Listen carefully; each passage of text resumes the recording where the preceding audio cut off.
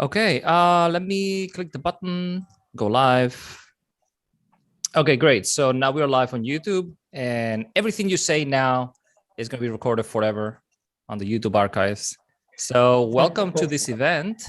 I'm here with Samuel and Augustine, and they're going to be conducting an event for us today. I'll hand over the mic to you, Samuel, and you can just explain the event and get on with it. Yeah, thank you very much, Fred. Hello, everyone. Welcome to this wonderful event hosted and organized by Codecademy Community Port Harcourt in collaboration with Codecademy HQ. Fred, thank you for making this work, and thanks to everyone at Codecademy HQ for pulling this out. With me is amazing guest and speaker, really talented and educated, Augustine Amakiri. Augustine Amakiri is a great educator with multiple years of experience, specialized in RO, molecular studies, biochemistry. You know, the funny and the good thing, the crazy thing about data is how wide it can be applied to various fields. You know, everything we do is data. I'm gonna let our guests, talk more about that. We hope that by the end of this event, that if you ever had that, thinking how you want to begin your career in data science, or just haven't made up your mind, we hope by the end of this event you will have enough information, and you'll be, have the morale and support. Of course, everyone at the academy supports you to start learning data. We have a lot of courses. We have paths where you can begin your career in data science. I'm going to introduce and let our guest, Augustine Amakiri, introduce himself, and then moving forward, we can go on. Thank you, Augustine. Right. Thank you so much for having me. Thank you, Samuel. Thank you, Fred. It's an amazing opportunity to be with you guys today to talk a little bit about data and statistics, some of my favorite themes.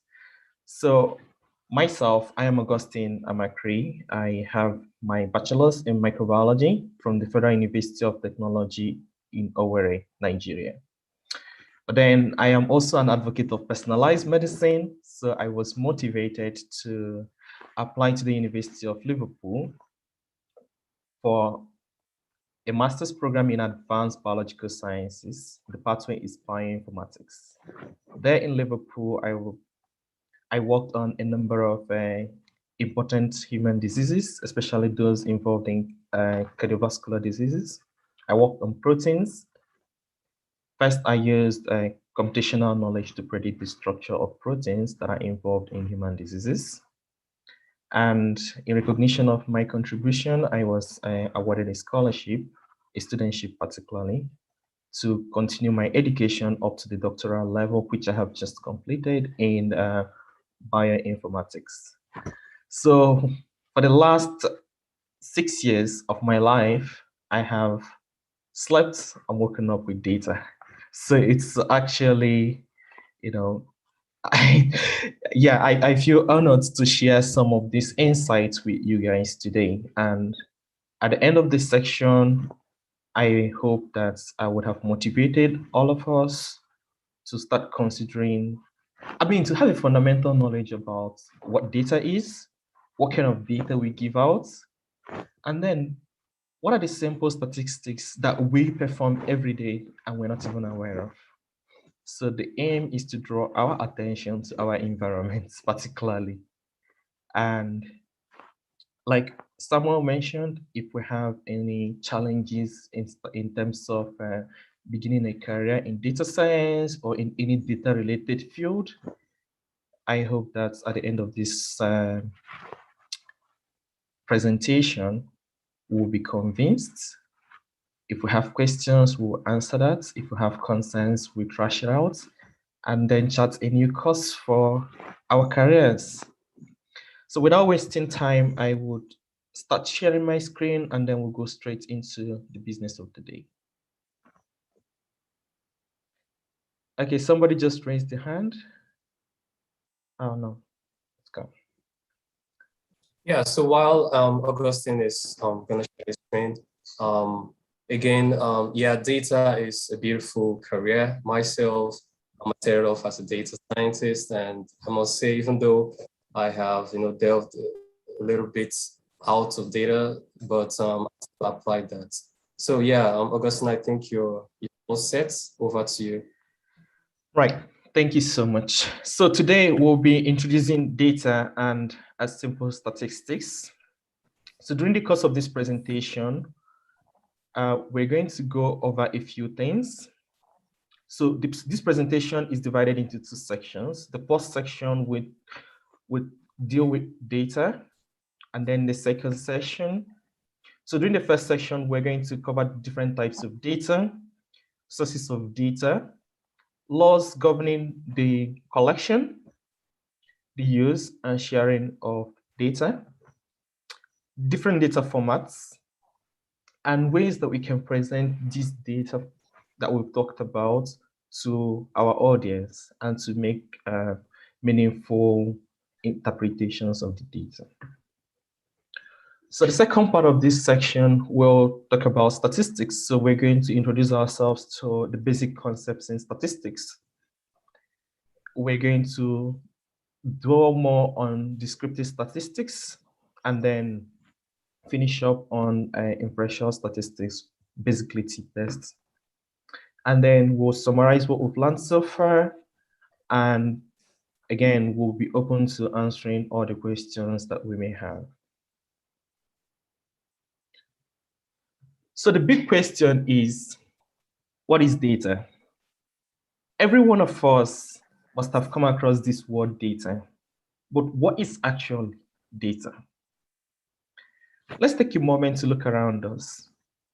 There are so many things out there, there's so many things before us that we actually neglect, but they contain very important information that can influence our decisions. So simply put, data are facts, statistics, details, features, or item of information collected together as reference or for reference or analysis. So this definition covers a lot of things: facts, statistics, figures. We come across these each and every day of our life. Another important thing that this definition covers is item of information. That means it encompasses the information that we receive and we share. So data can be quantitative when we talk about numbers, or qualitative when we talk about interviews. So we'll dwell a little bit more about the types of data in the later slides. So another important question is this: why bother about data? Why is it so important? Why is everybody talking about it? So there are so many reasons why everybody is keen, or people are keen, researchers are keen, scientists are keen, people in the financial sector, everybody is keen to understand data. One of them is to provide solid backing for your arguments. Let's take, for example, we want to say within participants of this event today, that those located in Africa, for example, are taller than those located in the rest of the world. It would just be a statement if we do not substantiate this with data. Let's take another example. So let's say we measure the height of every participant here, and we decide to cluster these participants into two groups. Like, again, those in Africa and those in the rest of the world. If we collect this data I'm talking about now, I'm referring to heights, and we calculate it, and we compute, say, a simple frequency to say, oh, the height of these people in Africa is actually more than the height of those in the rest of the world. We have been able to substantiate that statement with facts. Another thing is that we want to make informed decisions. Many of us do a lot of online shopping. Like me, I know many of us will struggle with choosing between products to buy. How do we make that decision? We rely on data. Let's take, for example, you want to order a pair of sneakers from Amazon or any other online vendor, but you're not sure between two brands. So let's say brand A and brand B. You're not sure which one you want to take. But then your friend has mentioned to you that brand A is better, and then you've opened the web page and you're looking at the two brands. The first thing that you want to look at is the reviews. What are the people saying in the comment section? Are they saying the shoes or the pair or the brand you're looking at is nice or not? After looking at the reviews, you're going to look at the rating. Is it 5-star over 5? Is it 1-star over 5? Obviously, let's say brand A has 20 people giving it a 5-star. And let's say brand B has 10,000 people giving it a 4.5 star. The decision becomes easier to make because if 20,000 people or 10,000 people have rated a particular product with a 4.5 star, if you weigh it, it's better than 20 people rating a product 5-star. So you've made that informed decision based on the data available to you on that web page. And like so many other decisions that we make in our everyday life. So it's also another importance of data. We need data to improve our lives. One will wonder why. But the reality is this.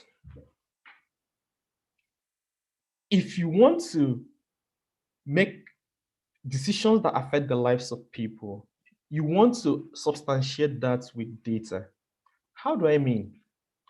Let's talk about census, for example. Why does the government conduct census? Because the government wants to understand the number of persons that have either migrated or located within a geographical location. Why? To better allocate resources. So let's give this example. Let's say within the last 5 years, there is route B. Within that route B that services a particular community, there are 10 people, and there are 4 buses that service this community. But then within the last 1 year, an extra 50,000 people have migrated to the community. The question is, will those 4 buses be sufficient to service this number of persons? Obviously, no. How will the government know? The government will collect statistics of the number of people or influx of people within that community. And then make that decision to say, oh no, these people are going to struggle with 4 buses. So we're going to increase the buses to 20 because of the number of people. The same thing goes for other social amenities such as electricity, water supply, waste management. The frequency with which the waste collectors come around to collect the waste will increase with population. But if that data is not available, then that decision will not be made, and its people will struggle. Another importance of data is to provide solutions. I have touched on this in the course of discussing improving lives. But again, we can look at this in a different context. Let's say we have a car manufacturer who supplies a particular brand of car, or cars actually. And then the feedback from the customers is that the car is not energy efficient. By the time the manufacturer collects this information and puts them through the production line, the manufacturer will be able to provide cars that will be more energy efficient. Let's take, for example, the climate crisis that we're experiencing. Because we have information that the climate or the climatic conditions have changed over the years, now you see that we have more electric and hybrid vehicles being manufactured compared to when we had diesel and gasoline powered cars. So that way, we're trying to provide a solution, or the manufacturers are trying to provide a solution to the climate crisis. So we can begin to think about some of that, importance of data in our everyday life. How about planning and strategy? Why do you need data to plan? So let's say, for example, many of us are high school students and those early in their career. Let's say you want to advance in your career, but you want to know the requirements for a particular type of job that you want to, attain or you want to secure. Let's say you want to be a data scientist, for example.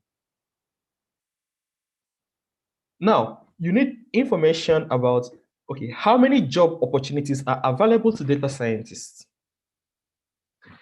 You also need information about what are the skills that are required for me to acquire to secure that job. Now, the data that you've collected about the job statistics will help you in planning which location do I have to apply to, which location has more job opportunities. The strategy comes in, right? Now that I know that there are more jobs in, say, location B, how do I make myself marketable? What are the skills required of me? Do I need to learn programming? Do I need to learn statistics? What do I need to learn? Let's take it into a business context. Let's say you want to open a startup. One of the things that you want to do is to collect information about, one, how many startups are within that location, within the country? How many startups are doing the same thing that I'm proposing to do? What are their success stories? What is their failure rate? Now, you put this together in your drawing board and you say, okay, this is what they have done in the past that didn't work. Now I'm going to use a different strategy to present the same products to the market. Data. I also mentioned in the previous, when I was discussing improving lives, I mentioned something about allocating resources. But I'm going to give this example in the context of the industry. As the head of an organization, you want to know where to channel your resources to maximize production. This may include demand and supply, but you need the information to make that decision. You need to know which department in your organization is the most productive and which department is less productive. Which department needs more manpower, which department needs less manpower, and that way you are able to efficiently allocate your resources to maximize not just the success rate, the production and outputs.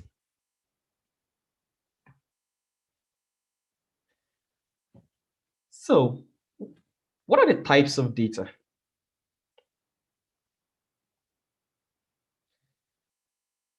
When we described data, we did mention that data can be quantitative or qualitative.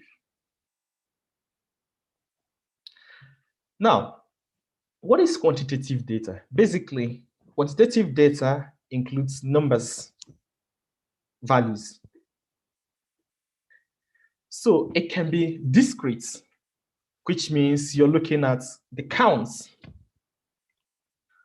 or continuous when you're looking at the measure. I know that during my undergraduate days, I struggled with understanding the difference between discrete and continuous values. For me, I always think they're all quantitative values, so why classify them again? But I've come to understand that interpreting them statistically is different, slightly different. So for discrete values, you're looking at frequencies, while for continuous values, you're looking at intervals and ratios. During the statistics section, we'll dive a bit more into what these values mean. But I'm going to give an example of discrete values. So let's assume that you own a shop and you want to generate data, and you want to generate discrete data. What kind of data are you looking at? So you're looking at the number of customers who bought a particular or different items from you. Again, let's say you want to generate continuous values. So you want to measure the height of everybody that has come into your shop. So in measuring, you're looking at a range of numbers, and they will definitely contain, some will contain fractions. However, in discrete, that just counts and integers. How about qualitative data? So qualitative data can be ordinal. So ordinal data may include, it's a type of categorical value. So another name for qualitative is categorical. So it's a type of categorical value that contains information that can be ranked. For example, let's look at socioeconomic status of an individual. So we have those that are ranked as low income, we have those that are ranked as middle income, and we have those that are ranked as high income. So this is an example of an ordinal data. How about a nominal data? Can we think of anything? So in nominal data, you cannot rank it, or you cannot order it. So whichever order it appears is fine. For example, I want to ask, let's look at sex, for example. We have, let's say, male and female. Can you rank male before female? Or can you rank the other before the other? Can you rank female before male? Let's say we're looking at race. Are you going to say black race comes first, white race comes second, and the rest? No. If black appears first, it's first. If black appears last, it's last. There is no order to which you can rank it.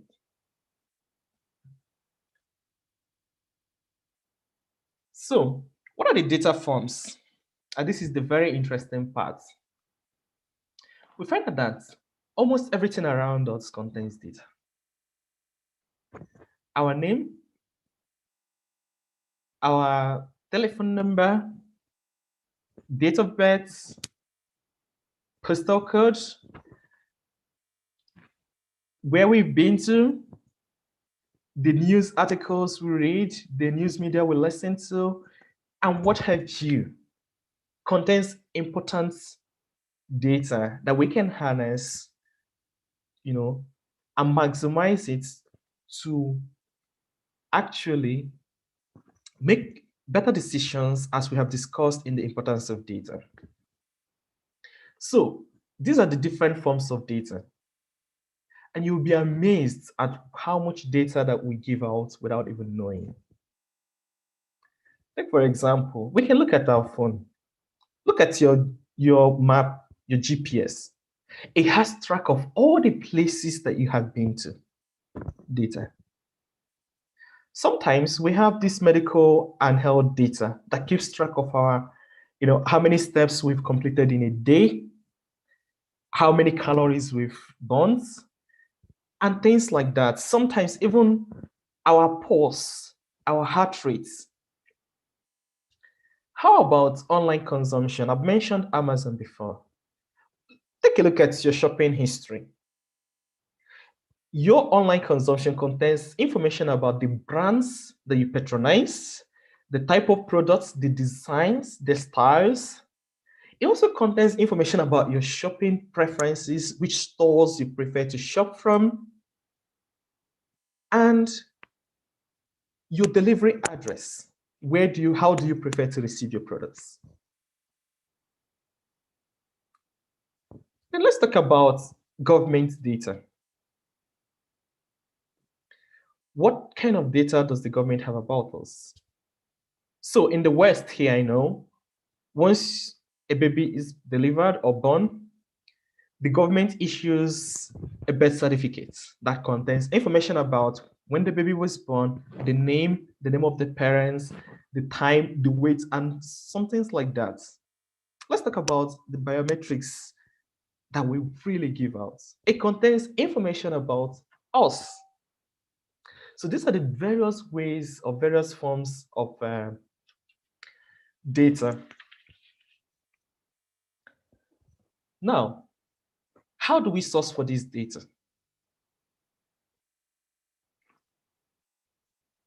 So there are two main ways we can source for data. So the first one is the primary. So basically, what primary data sourcing means is that you have to perform the experiments, you have to perform the analysis, you have to interview people, you have to generate the data yourself. And you can simply do that by looking around you. Count the number of pens you have in front of you. If you work in a department, how many computers does the department have? We can even do a head count here. We can say, how many male are on this call? How many female are on this call? These are primary data because we are actually performing this interrogation or this, this kind of analysis. How about when we don't perform this, but we still want the data? Yes, we can source data that we do not generate. And that brings us to secondary data sourcing. So secondary data sourcing can be internal. So if you work in an organization that has collected data, you can access that data. Or external, you can look outside your organization for data. And there is no limit to where you can source for data. So I'm going to explain a bit more about these two types of data sourcing. So for primary data, we're looking at observation, you recording what you observe. You're looking at conducting survey. You're looking at conducting interviews and recording them. You're looking at performing experiments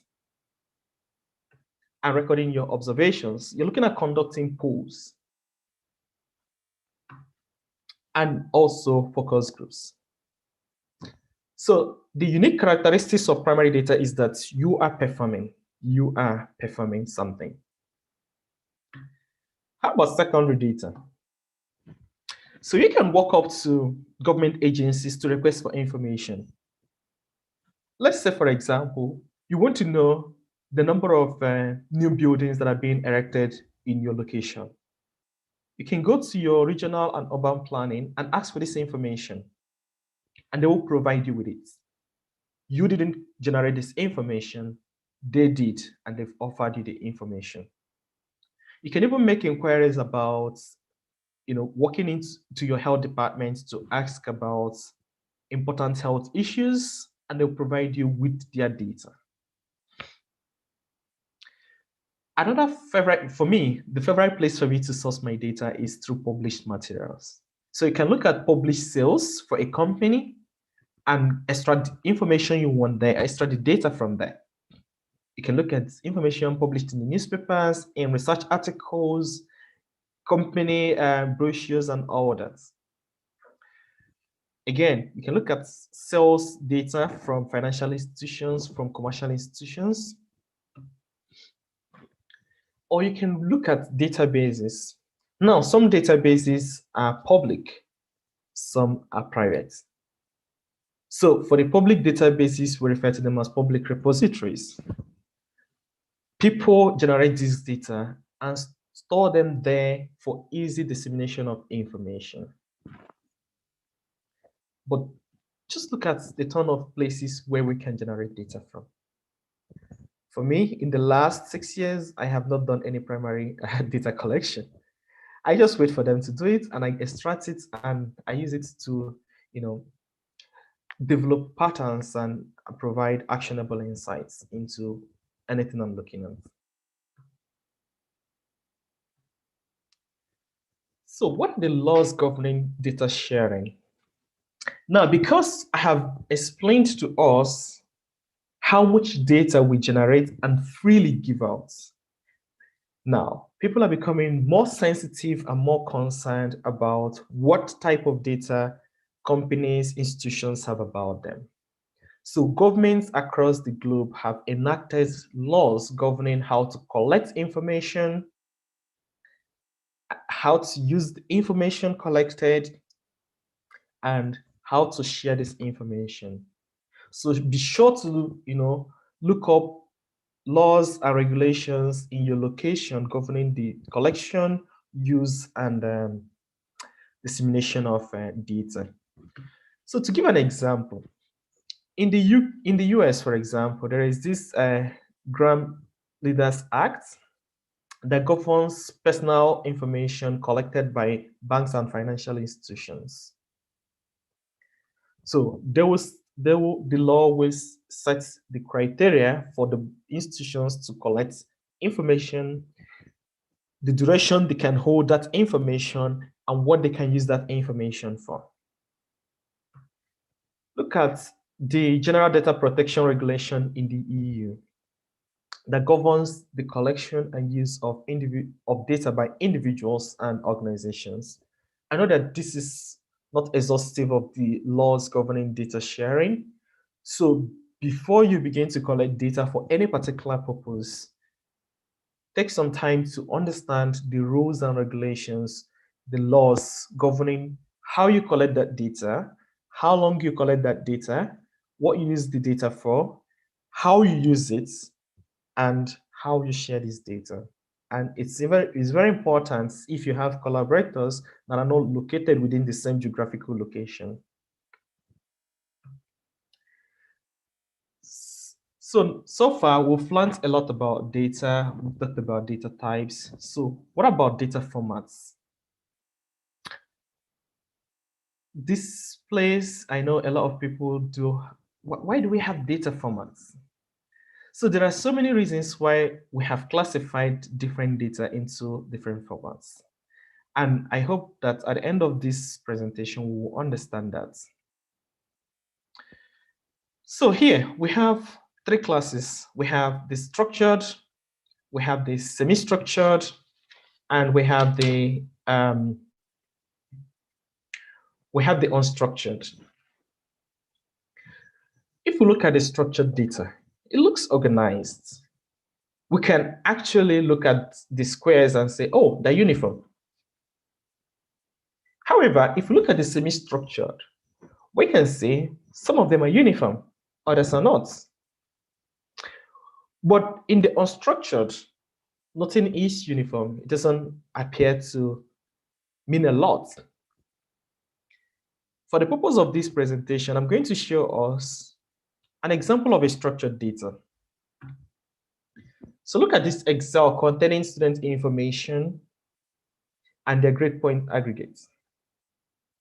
By just looking at this, I could tell that Mary has the highest GPA. How about if I present it in a semi-structured way? Will I easily decode that from this? Especially when I have, let's say, 100 students? Obviously not. It contains the same information as the table, however, in a different format. Now, how about if I present this same information as unstructured data? I'm writing to Mary to say, hey, I just saw the results. I just saw the results, a 4.0 GPA. Yeah, Imagine if I had to contact 10, 100 students. That means I have to write 100 emails individually to each of these students to say, hey, I just saw your GPA. Hey, I just saw your GPA. When I can easily present it as a table or even as a figure.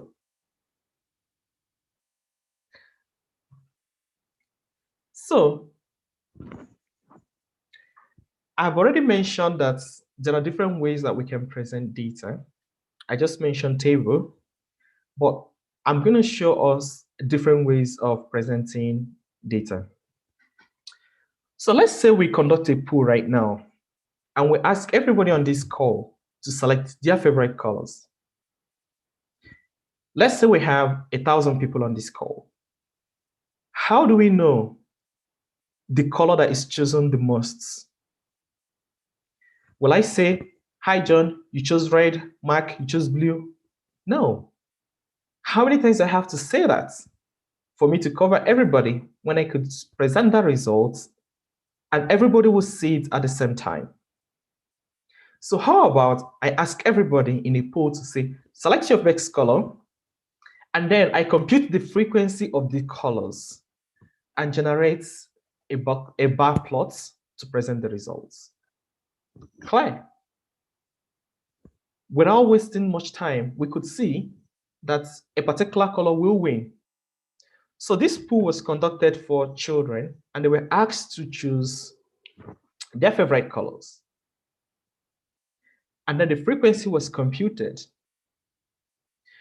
From this bar plot I'm showing here, we can see that most of the children chose yellow as a favorite color. I don't need to know the names of the children that chose which color.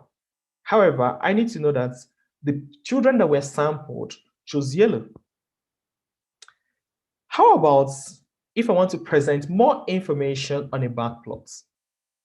Let's say, for example, I want to look at the financial data of different councils. Let's say I have 3 councils in the UK, but I want to look at their financial information in the first, second, and third quarter of the year. How can I present this to an audience that they will understand immediately?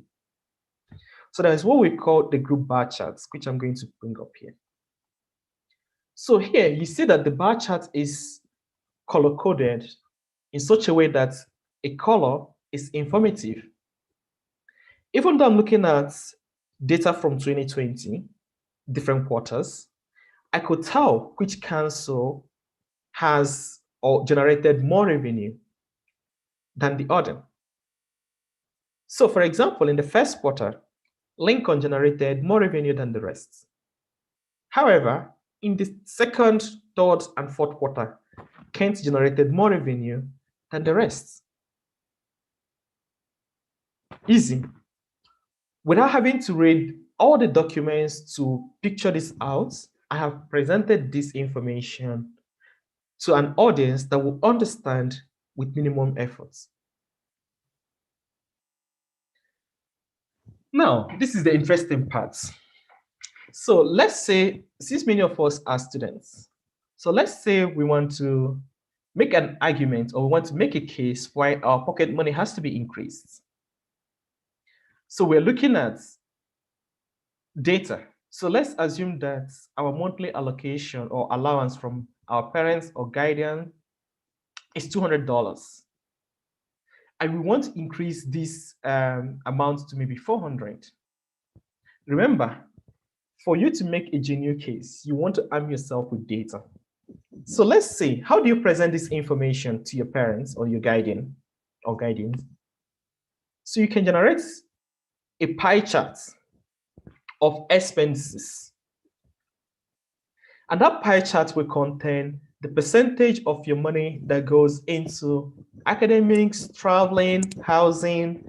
So when you call your parents or your guardian and say, hey, I need an increase. Look, I have this information here. It's showing that I spend a lot of money on transport, which means I don't have enough for my textbooks. And this is the information, this is the data I have collected over a 3-month period. They'll be like, oh, okay, you deserve it. So let's say you want to know how much money you spent also in constructing your home. Let's say you have $1 million to build the home. And you want to know what proportion of this money is spent on actually building the house. So you can see that you spend almost 25% paying people to do some work for you. And you spent the least on buying timber. How about we do another pool here and we sample people and ask them to choose the best fruits. And then we want to present this information instead of a bar chart now, we want to present it as a pie chart. So you see, it's possible for us to present the same information using different ways. Okay, how about if we want to understand relationships between events, for example? How about if we choose to look at incidence of measles in the US over time? So we're looking at from 1930 up to 2000. You can see that across the 50 states of the US, you can track the incidence of measles. There is a color legend that tells you the number of incidents per 1,000 or per 100,000 actually. And you can use information like this to say, oh no, I'm not going to a particular state because there is higher incidence of measles in that state compared to the other states. And again, if you're presenting this to me as reasons why you're making that decision, it's easy for me to follow, to say, oh, okay, I understand now. So you don't have to move. So the task I'm going to give to all of us now is for us to take a moment and think about other ways, if possible, put it in the chat, other ways of presenting data to an audience. I'm going to give us about 1 minute to do that, then we can proceed.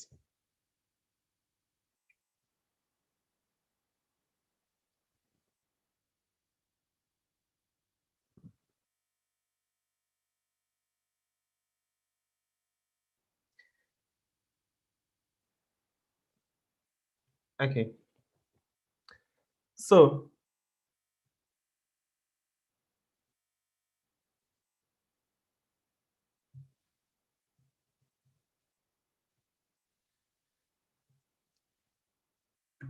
okay, so just to recap. So we've described the importance of data.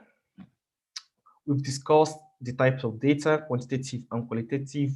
We've also mentioned the forms of available data and data sources.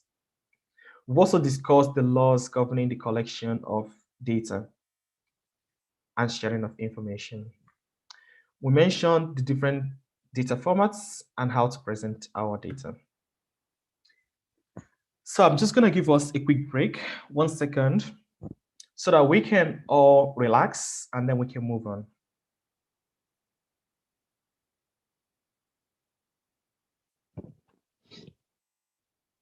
So introducing the next section. So I'll be introducing us to basic concepts in statistics and why it's kind of important for us to understand these concepts before as data scientists, as anybody, we find out that we perform statistics in our everyday life.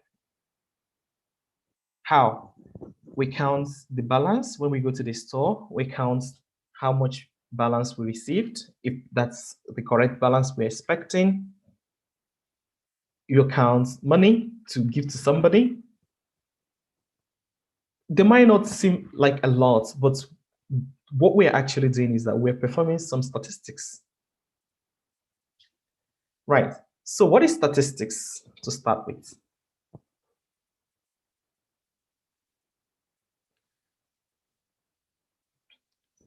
So statistics is concerned with developing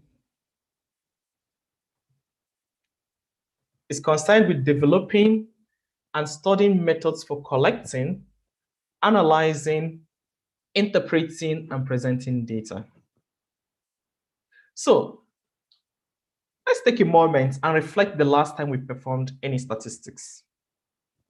You might be surprised that it might be as recent as just some minutes ago.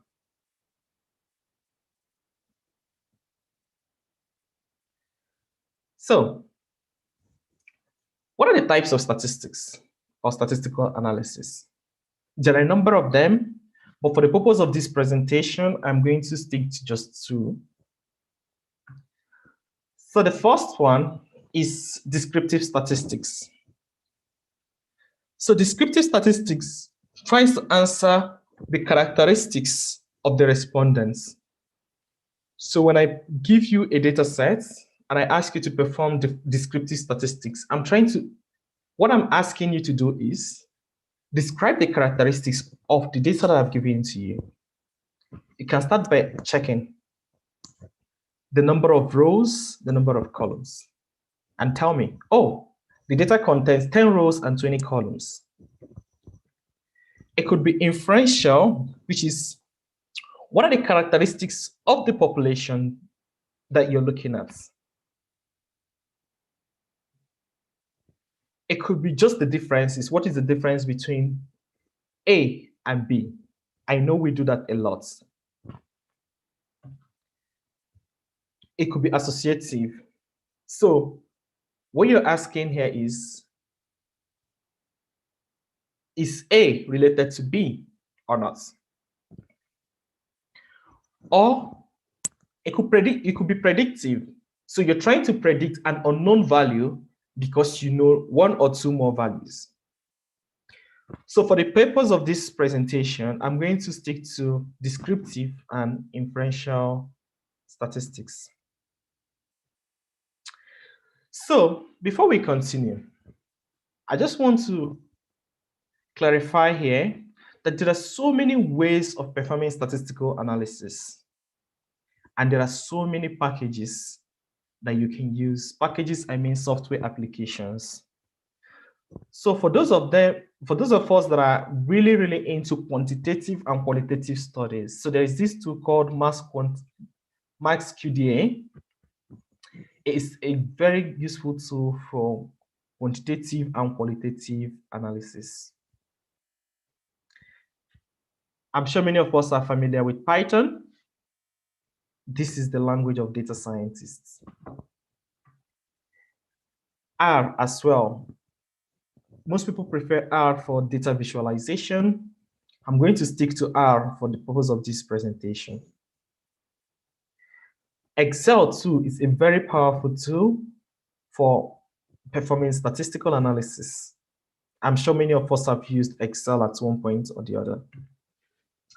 There is SPSS.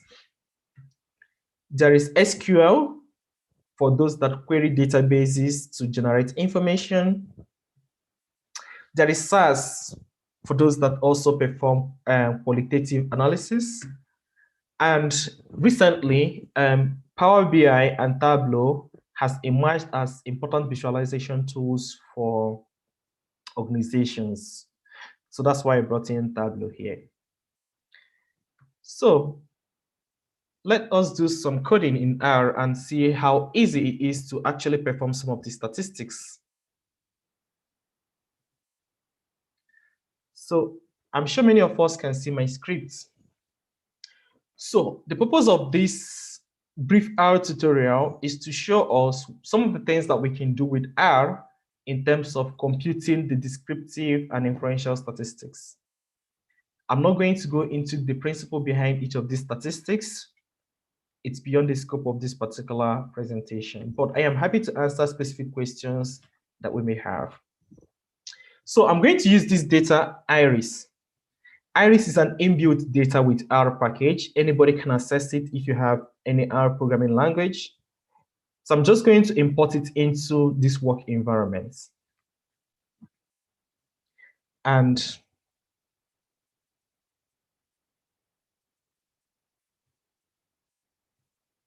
yep, sorry guys.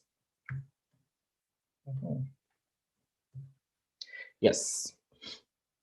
And we can look at the data. It contains information about fishes, So there are different species of fish here, and then it's measuring the length, the width, this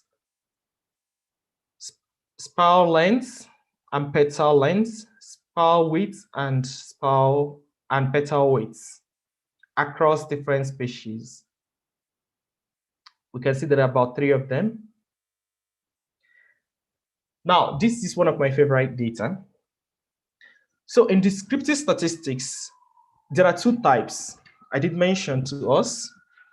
So the first one measures central tendencies.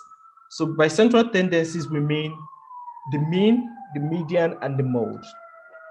So let's look at this data, for example, and let us look at the length, the spiral length. So we want to understand what is the mean of the spiral length across these 3 species. It's very easy for us to compute that. We can easily just ask the mean function to help us. If we run this function here, we know that the mean is about 5.83 trees. And if we want to round this number up, we can round it up to 5.84 for this particular length that we're showing here. So for the length here, the mean of this length is about 5.8. How about the median? So the median is the center or the middle number, basically. We can also generate that result. And we see that 5.8 is not just the mean, but also the median. Now, as a take home, I would want us on our own to try and compute the mean, the max, the variance, the standard deviation, and the range of this particular data or this particular column, spiral length. Okay, there are also other ways of generating these descriptive statistics without having to compute them individually. Let's say, for example, I just want to look at that column and then generate most of this information. I can use the summary function in R, and I will know that the mean is 4.30 and the max is 7.90. I could tell that the mean is 5.843 and the median is 5.80. So with just one function, I'm able to generate most of the descriptive statistics that I have mentioned. There is still also a different package or a different library in R that I can use and generate the same information. But here, I generated the information across the entire data. So I had 4 columns that contained quantitative values. And here you can see, I know what the standard deviation for each of these columns are. I know what their mean is. I know the median, I know the sum, I know the range. So why is this important? Why are we even talking about it? Sometimes, like I did explain, once you have data before you, you want to look at your data. You want to make sense out of your data. You want to understand whether the data is well formatted or not. And the best way to do that is to generate summary statistics for that data. So let's assume that I had some missing values. It will occur here. But because I didn't have any missing values, it's showing as 0. So that way, I know that if I perform any statistical analysis on any of the columns here, it will run because there are no missing values. Now, how about if we want to visualize this? Let's say for that, for example, we still go back to this the spiral length.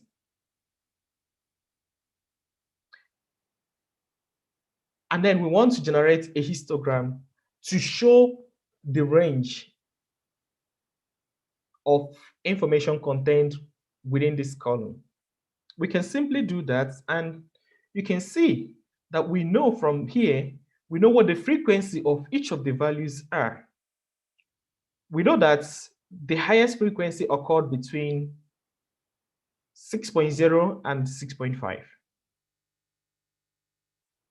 Okay, and we can begin to present data in a more concise and interactive way. We can begin to look at this data and begin to make sense. Oh, okay, so more people chose this, more people didn't choose this. We can begin to see patterns immediately. How about if I want to present the central tendencies using the box plots? Again, remember that we talked about the mean and median being at 5.8. Look at it here. Look, we know where the range is. We know that this is the maximum value and this is the minimum value. It still corresponds to the information that we have presented here. Both here and here. Next, we want to look at another way of presenting this across the different species this time around. We want to look at the relationship between these lengths across the different species in our data. So here, I can tell you categorically that data contained in Virginica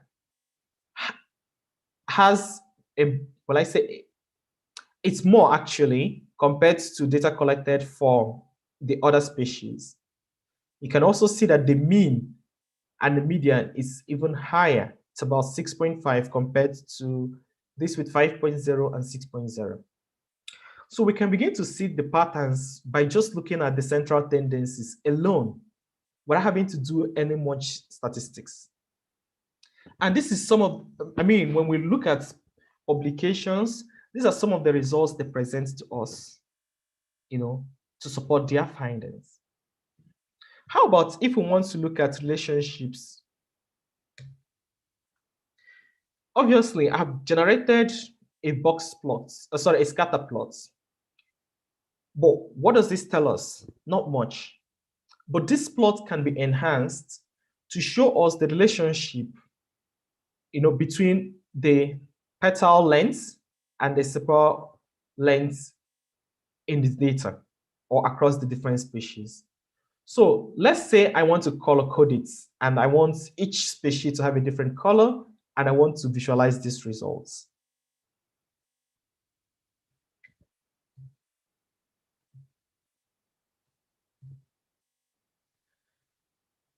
I believe that this is more visually appealing to us.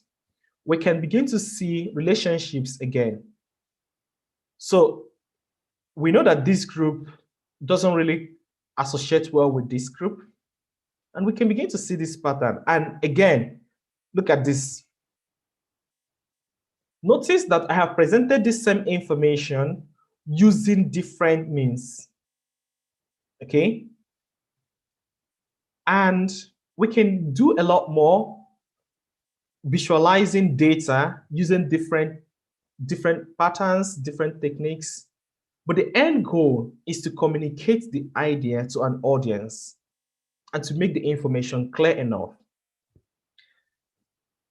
So I'm going to pause for a minute so that we can assimilate what we've had so far. And then we'll move forward.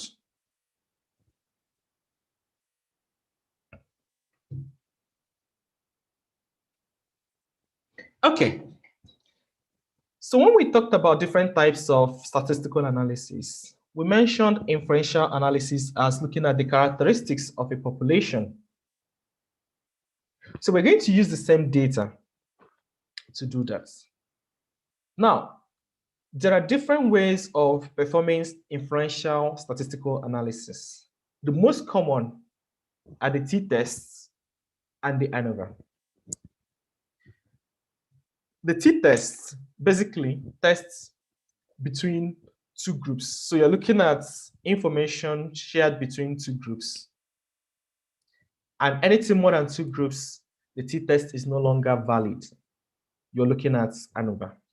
So when you have two groups and you want to compare the mean of the two groups, you're looking at a t-test. So let's say, for example, we want to compare the mean heights of participants in Africa compared to the rest of the world, we have two groups. So we're looking at t-tests. However, let's say we want to compare the mean heights for participants in 3 different continents. So we're looking at Africa, we're looking at America, and we're looking at Europe. We can no longer use the t-tests to perform this type of analysis. So the t-tests tests or compares the mean within 2 groups or 2 samples, okay? And there are different types of t-tests. So you have the one sample t-test. So one sample t-test is when you're comparing the mean of the population to a standard. Or you have 2 sampled t-tests. And then you have the paired t-tests. So we'll talk a little bit more about them in a minute.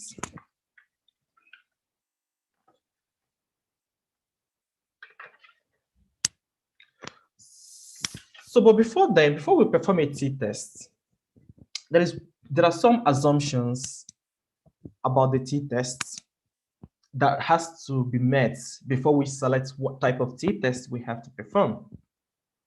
So one of these assumptions is that I've already mentioned it has to be 2 treatments. Another important thing is that it has to be normally distributed.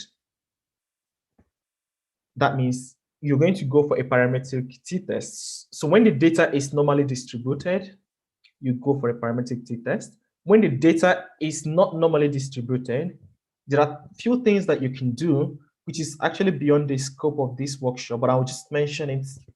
So one of them is to transform the data.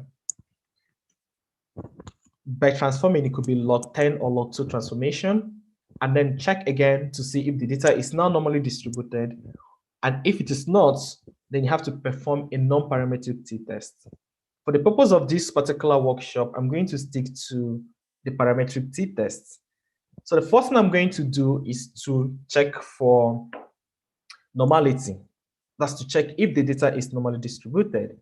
And again, I'm going to use just a column of the data that we've read into R.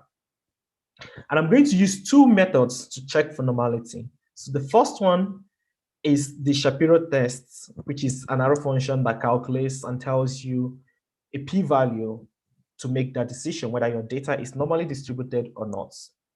So, and I will explain the results in a minute. And then the second one is a histogram, where you visually look at your data and decide if it is normally distributed. So I'm going to go ahead and show that now. Right. So the first test is the Shapiro test.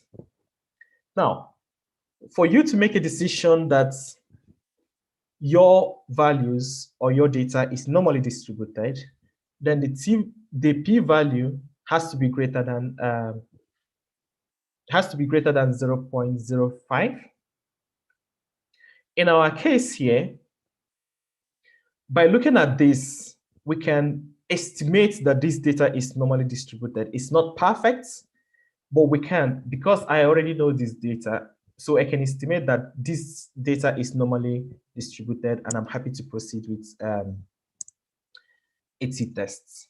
But let's assume that there is no data here, and this data is located here, which means that even if I transform it, I do not get a dumbbell shape, or I cannot put a dumbbell curve across these points. Then I will begin to think about using a different type of t-test, which is the non-parametric t-test, which I won't be covering here. Now, let's be practical here. So let's say we want to know, I did mention, we want to know the mean heights of individuals on this call. And we know that the standard or the assumed standard of heights should be, let's say, 7 feet. So when we measure everybody's height on this call, we want to make sure that the mean is equal to 7. So our null hypothesis would be that there is no difference, while our alternate hypothesis would be that there is a difference. There are two ways we can do that. So we can either perform a one-sided t-test to just check basically if the height that we've measured is greater or lower than the standard which I have discussed. Or we can do the two-sided to see if there is any difference, whatever the difference is, whether higher or lower. So I'm going to show us the result of these two analyses. So in the first case,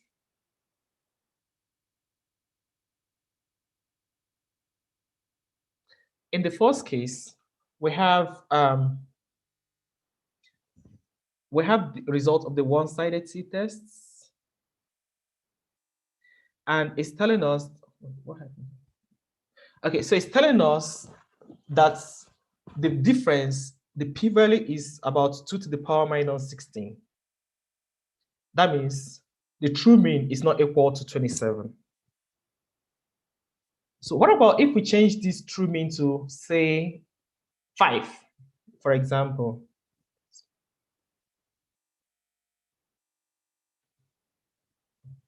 So let's just say we change this mean to just 5, and we perform this analysis again.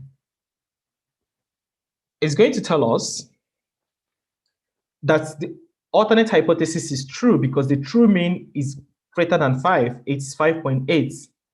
So if we make the true mean exactly this number here, then it's going to tell us that there is no difference. So let's just do that so that we can see that as well.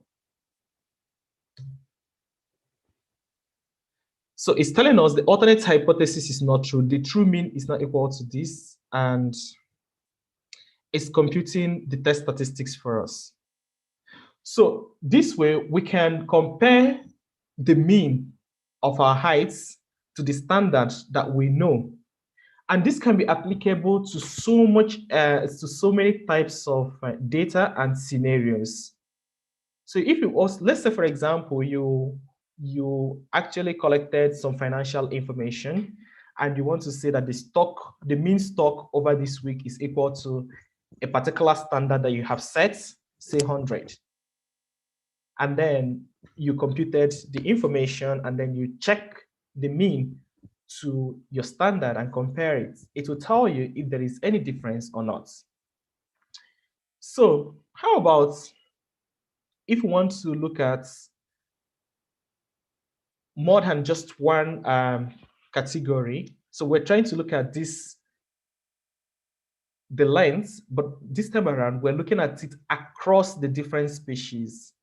So we're going to look at the two sampled t-tests.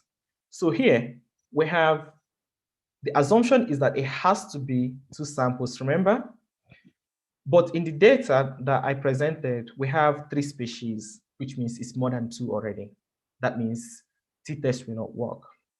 However, because I want to show us how to perform this type of t-tests, I did subset the data so that I can only extract only 2 categories or 2 species. You can choose any species you want, and then I'm going to show that, and then I'm going to show the t-tests. So first of all, I'm showing here that I've only gotten data from 2 species, so I've omitted the data from the 3rd species. Secondly, I've been able to compute the same information, the same test statistics as I did here, but this time around, without specifically telling it the standard. So I am comparing the mean across these 2 species to see if there is a difference between the heights or the length, sorry, across these 2 species. We can do that again. We can look at individuals on this call and we can say the mean heights. So we're comparing the mean heights of male versus female participants in this call. Note that I did not tell it what the standard should be. It's just looking at the 2 means.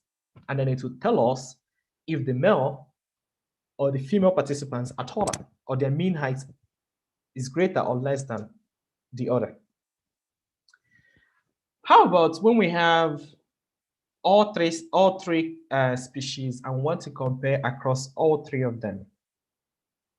It's still possible to do that, but note that it is not going to be the t-test. It has to be an ANOVA.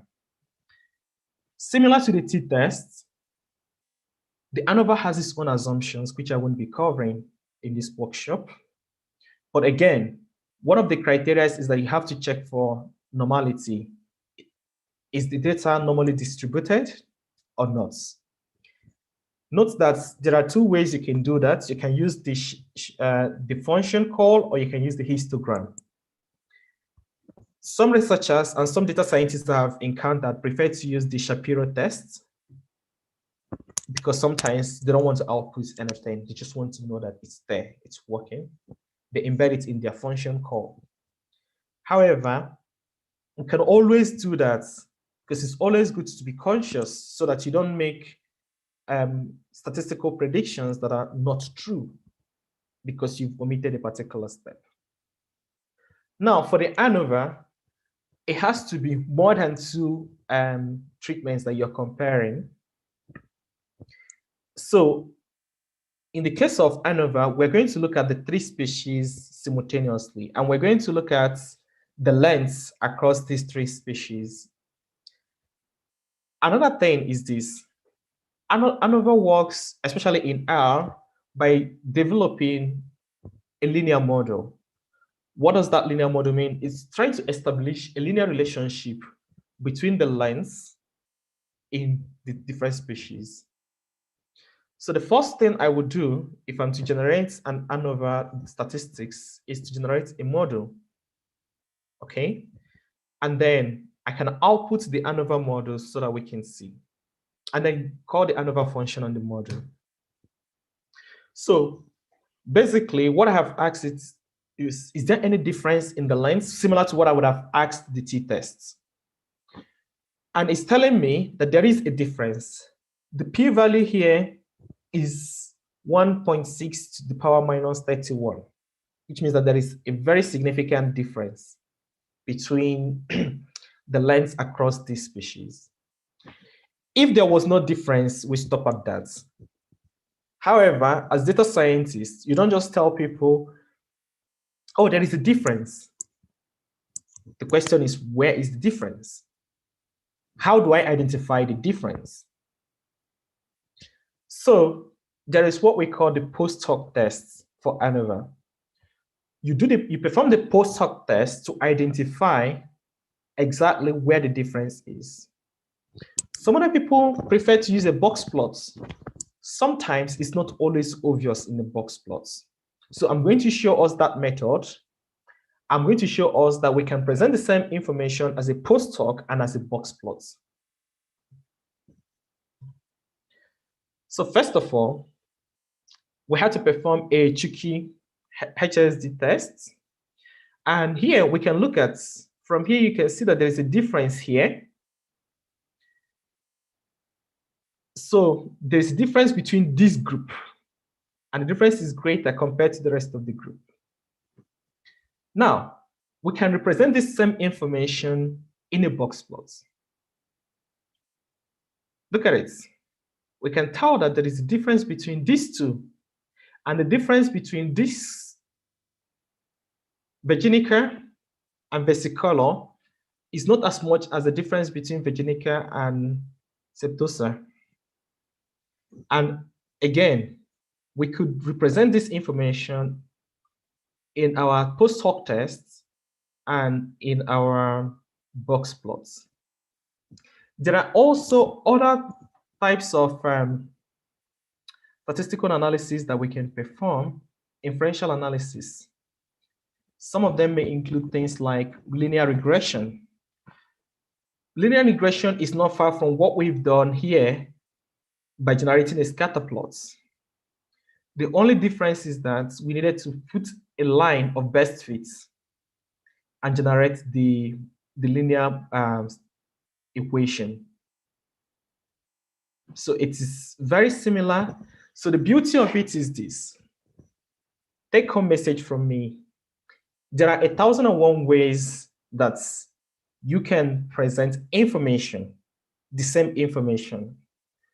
Once you know the audience that you want to capture, then you can tailor your presentation to them. For example, if you're dealing with people in the industry, they want a pictorial representation of anything that you're telling them, not tables, not charts. They want to see the patterns. They want to see how you arrived at your conclusions at a glance. They don't want you to know the computational aspect. Number two, statistics is very simple and straightforward. Once you understand the basic principles and concepts, you will find out that they will become very handy as you advance. And for a biologist like myself, diving a lot into statistics, it tells a lot. Half of all the experiments, even though we perform them in the wet lab, we try to substantiate or draw inferences based on statistical values, not just necessarily what we obtained in the lab. The same for every sector of, of the economy and our lives. When people conduct interviews and compile them, they also find a way to present them in form of numbers, frequencies, and patterns. So no matter how far or how wide we go, statistics is an integral part of the society. And the earlier we embrace it, the better for us. So just to recap, and then I will take the questions. So we've introduced the different types of statistical analysis. We've mentioned different applications that facilitate statistical analysis. And we've presented some examples of descriptive and inferential statistics. So I am happy to answer any questions that we may have. All right. Thank you, Augustine. Thank you. I know that we had a few from about like an hour ago, but hopefully the person's still around. Iveta, okay. I think the name is Iveta. If I'm pronouncing it wrong, really sorry. The question was, I'm about to start my master's degree in data science and analytics in the UK. I'm worried about not being able to find good data for my final dissertation project. Any tips? Yeah, so that's a very good question. Now, the tip I'm going to ask you is, first of all, define the scope of what analysis you want to perform. So the scope will guide you in your search for data. There is something out there. It might not be perfect, but when you have a clearly defined scope, then you don't have to look everywhere. You know where to look. Okay, so I guess the advice is make sure that your scope is defined properly, and that will help you make sure that the data you're collecting or the data you're using is the right kind, I guess. Since the person is worried about quality of the data, I guess, and finding good data for the dissertation. Okay, Sendit had a question. I started studying software engineering this year. Will this lecture be helpful? I asked the user if they were going to use data, and they said, I'm in my third year. I will have to choose in my third year in software engineering, I'll have to choose a specialization, which could be data science.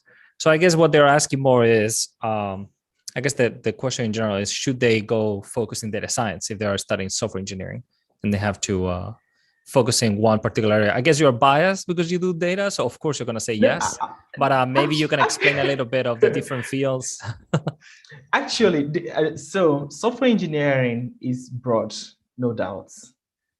There are so many aspects to it, but again, one thing that they need to understand is that no matter what software you write, your results, your conclusions are still going to be based on data and statistics.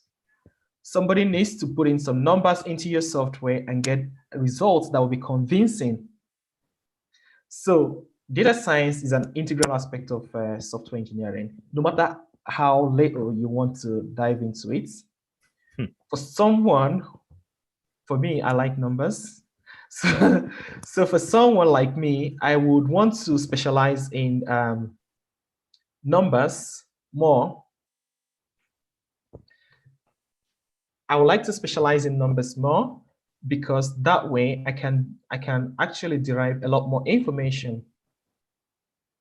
So I will encourage her to go, and there are loads of job opportunities as well in data science. I think that I've heard other data scientists explain that a main focus of data, even if you don't work with it every day, is that you need to show your work. And a lot of times when you're talking to your manager or your boss and you're trying to maybe get a new project off the ground or get resources for a new idea, they will often ask why and how are you showcasing that this is important.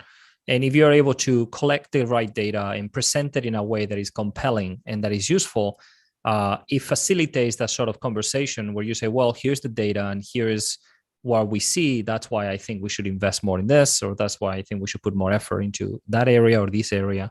So I know that that's a big argument for everyone to learn SQL, for example, or to learn the basics of data visualization. Yep, you're actually correct.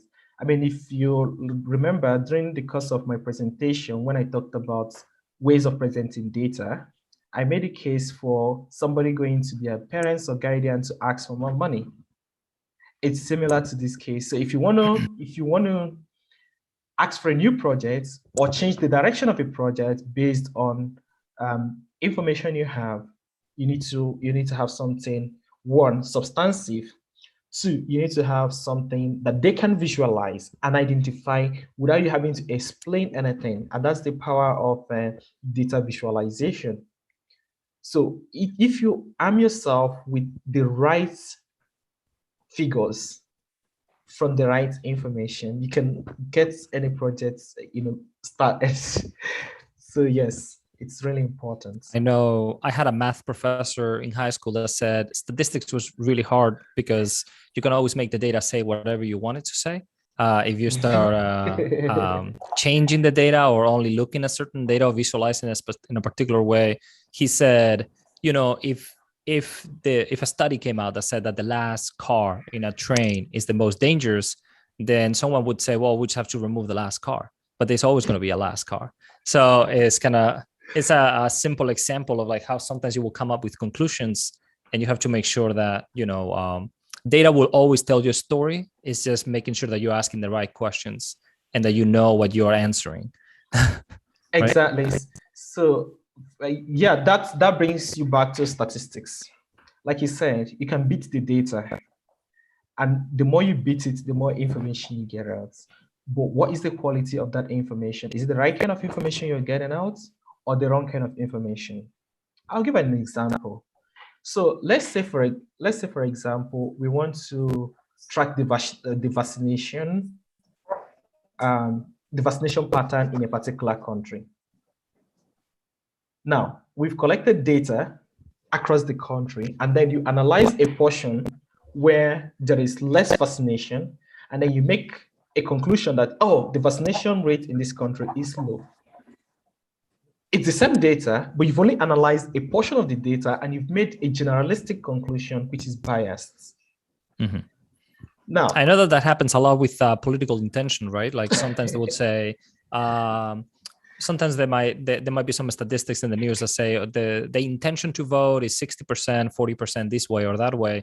And then you look at the fine print and you realize that they are extrapolating out of maybe 3,000 questions that they had in a survey or something. Like 3,000 people are deciding how the intention of vote is for an entire country. Like I know that it can be difficult sometimes to understand how small amounts of data can project so much.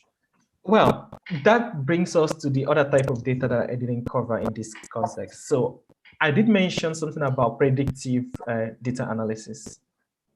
So let's talk about that a bit more. Let's say we have information about a certain group of, let's say we have a certain information about a certain geographical location, their voters, and we've sampled, say, 3,000, like you said. But we know that within this demography, This 3,000 represents, independent groups within that. By independent group, I mean independent clusters. So let's say, for example, you have a location, and then you have the Blacks, the Hispanic, and whatever ethnic group, and then you sample each one of them. So it's a full representation of the population because you have samples from each one of them. And then they all say something. So let's say 60% says they're going to vote.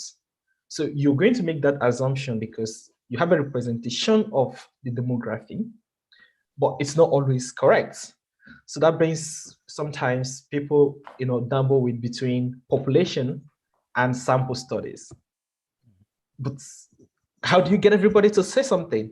Very difficult, not possible. So we try. And what to if the make data is tainted, right? What if you were paying them $100 for replying to your survey? Like then you have other biases, right? You don't know if you coerced an answer, the Exactly. language in the survey.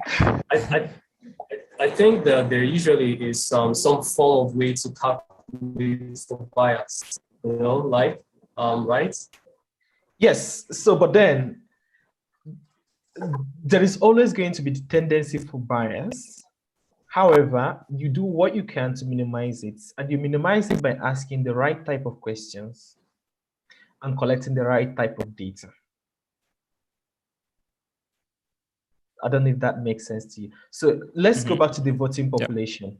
If you go to all white, sorry for interrupting. I was just looking at the chat, and Yvette actually had another question that that might be related to this, where we're talking about the types of data and how to collect it. And the question was if you have any advice for applying for jobs as a data scientist. And I guess this kind of like wraps into the idea of what data you want to work with, what you're interested in. I would imagine that you can be a data scientist in the weather forecast, right? Looking at the predictive models of storms. You can be a data scientist in medicine or in biomedical, like you are.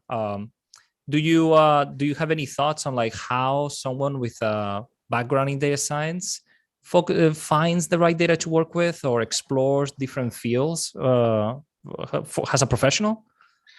Yeah, actually, I do. So the first thing I would suggest is to ask the person what he or she likes, because you start from your likes.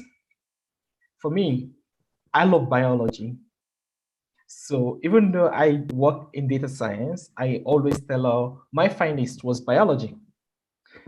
But again, I do some teaching, and some of my students actually are finance students. So when I teach them, I have to tell her it's to finance. So for them, they're coming to data science, but their intention is to make financial predictions. Now, once you answer that question, what do you love? What motivates you? Then the next question you're going to answer is, what are the skills I need to achieve it? Because data science is very broad.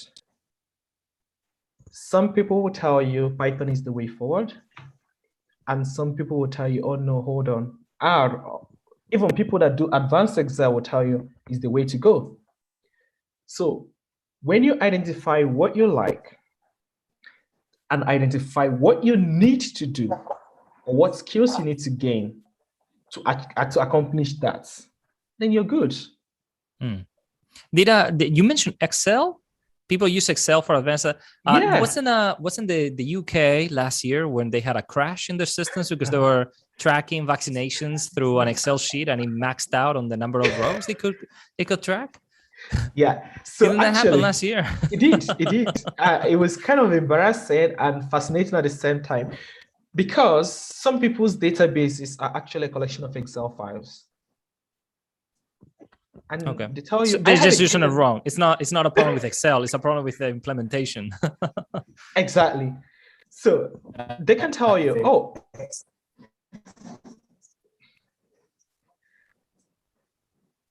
Sam, what did you say? No, I was confirming. Like, go on. I was confirming. Oh, okay. What you said. Yeah.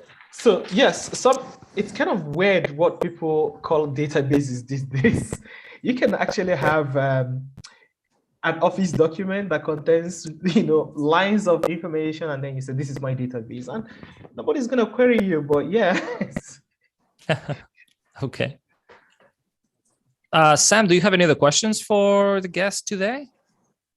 Well, Augustine, you really were like, this is really detailed. If I hadn't made a switch to software, I would just say no, data science all the way, because you were really specific and you spoke broadly on the topic of data and why data is important and how it cuts across every field.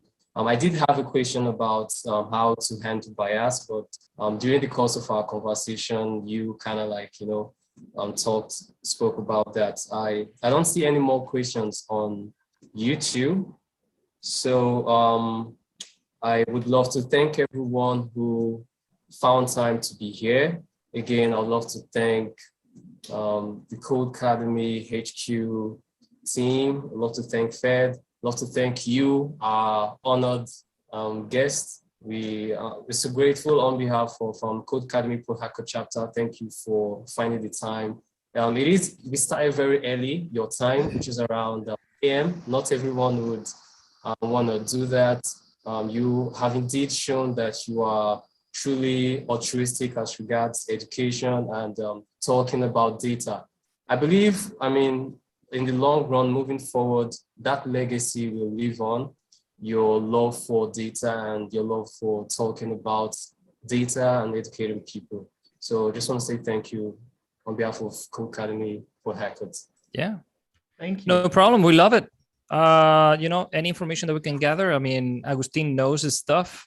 And I'm sure that there's a lot of people that are going to watch this either live today or in the future. They're going to come to your channel and they're going to have a lot of questions that I'm sure that Augustine is answering already before they even ask the questions. So that's great. We're preemptively answering questions on data science.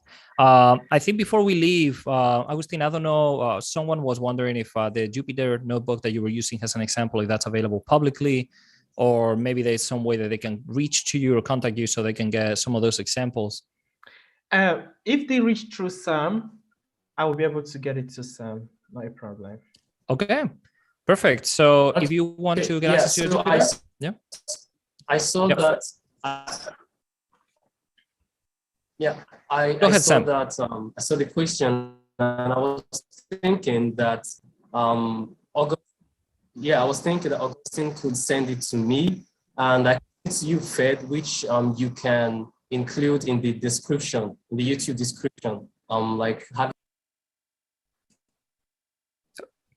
Okay. Yeah, we can definitely include a link to the Port Harcourt chapter. And then if anyone wants to reach out to you, they can just use the chapters page to send you an email or contact you. Great. Well, I guess that wraps it up for today. Thank you everybody for stopping by. Yeah. And we'll see you in the next live stream, right? Yes. Okay. Bye, everybody. Night.